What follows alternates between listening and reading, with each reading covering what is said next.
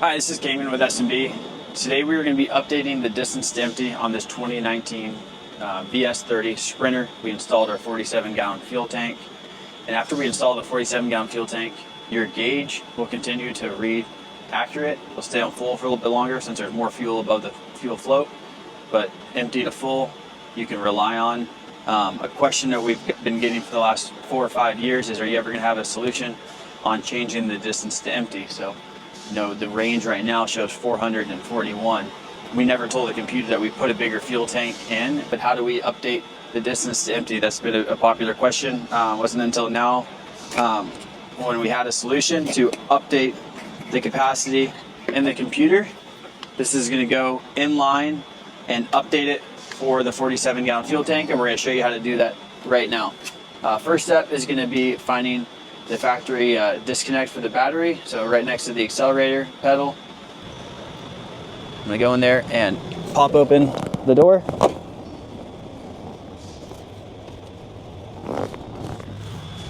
And with the door popped, you can find your disconnect. There's a button on the top and pull back. May be different on your chassis, so just look at the manual. And then I can show you. So now with this panel off, you can see the factory disconnect right here. So there's this button on the top to press the button, and you can slide off the factory disconnect off that post. And it may be different on your chassis, so just check the manual. Next step is going to be pulling back the weather stripping.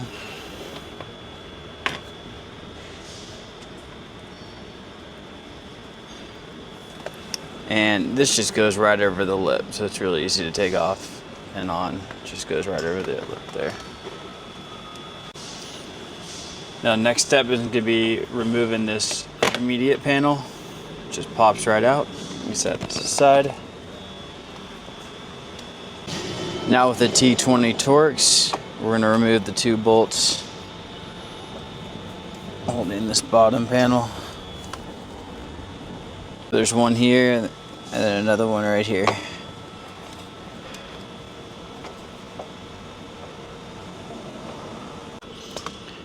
Now with both those removed, you can remove the panel and set that aside, and we'll clean all this up as well.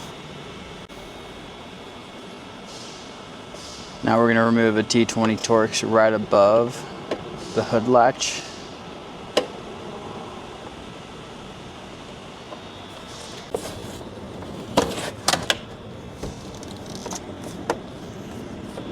Now on this fan, we have this mat where we're now removing this Torx on the lower part of the kick panel.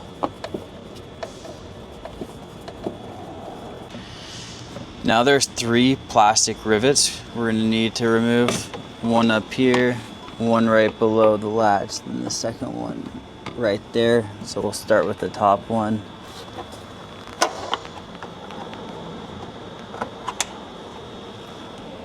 And got it removed. Don't lose the female section of it either. And then the next one.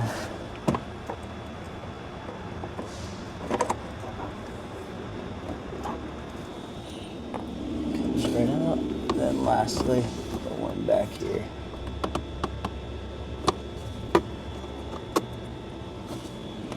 Now we're going to remove this panel. You might have to lift up on the floor a little bit to get it unclipped. Then you can fold over this section. The hood release can just fall out through the hole, and you can disconnect the OBD2, or you can just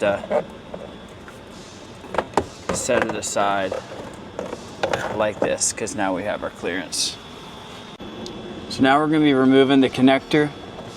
This is, you can see the brake lever cable right here. It's on the top, right next to the wall. There's a button on the rear. I'll show you on our connector as well that you depress. Then this black lever slides back to release the connector. It pops it on out just like that.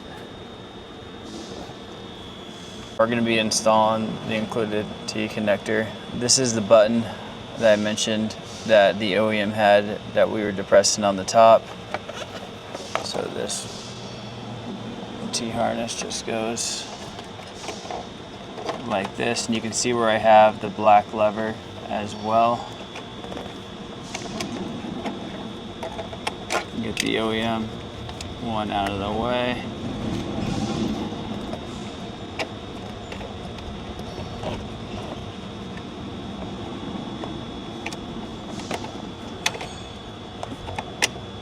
So once it's pressed in,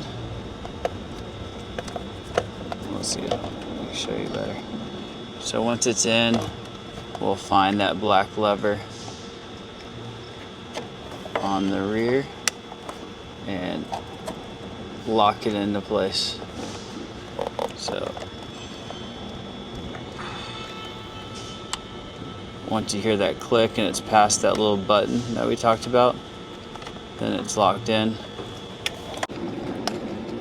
So now we're going to be reinstalling. This is the OEM connector, then this is the part coming off of the included T. This connector only goes in one way. You can see we have the black latch in the horizontal position, which is unlocked. So slide it in just like that, then slide up to latch it into place, and it's past the lock. So we're all set there. Now, last step is going to be installing the computer into the quick connect.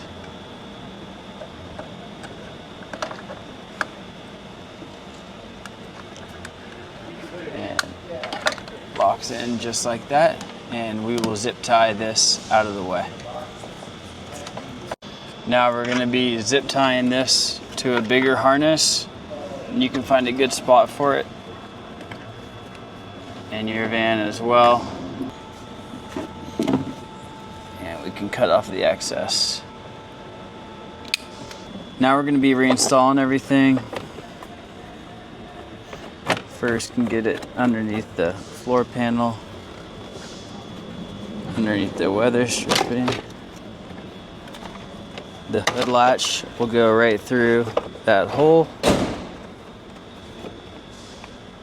and we can start pushing in our rivets. So we got our top rivet. Now we're going to get the rivet that goes underneath the latch.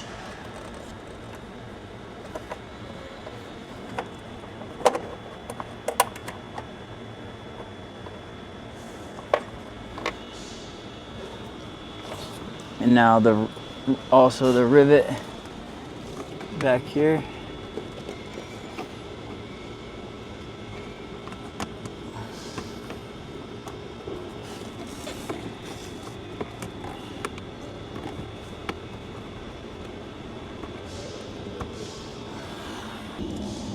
And then now we're going to take our T20 Torx and get it installed.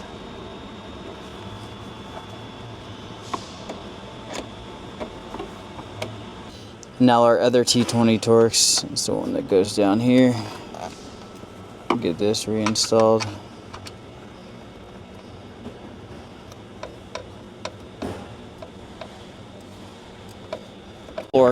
Now this floor trim piece will go in with the two longer T20 Torx bolts.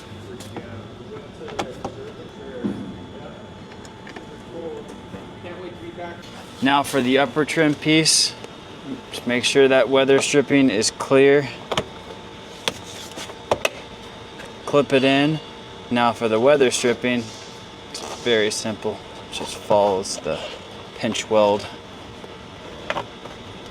on the vehicle all the way down.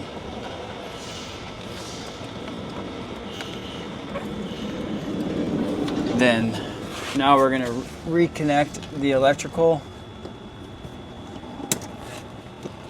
push it on, then the cover.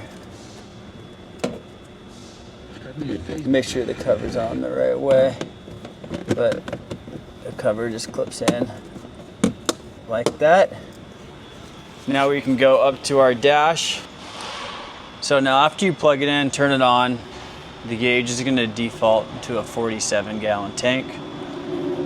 To change that, if you have a 45-gallon tank or 40-gallon tank, you'll hit the start button twice with no foot on the pedal. From a 47 to a 45, pull back the stock and hit unlock one time, and it'll bring your range down for a 45-gallon tank.